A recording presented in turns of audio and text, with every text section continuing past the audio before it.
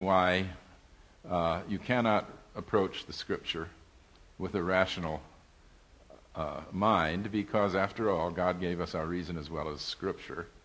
My favorite example of that is St. Augustine in the 4th century. He opposed the literal reading of the Bible on all kinds of grounds.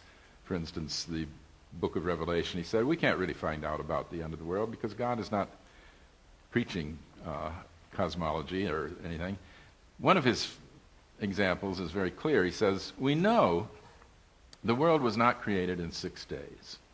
How do we know that? Because God gave us reason, and we use our reason to find what the Greek astronomers are telling us, that the world is round. So if it's day on one side, it's night on the other. So there's no such thing as an absolute day one. And so he said, these are symbols. God's talking to us in symbols. What we have to do is try to understand what the symbols are.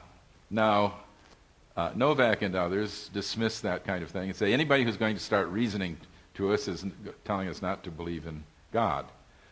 You can hardly say that the revolutionary generation lacked emotion and generosity and courage and all of the things that he says only come out of his narrow Christianity.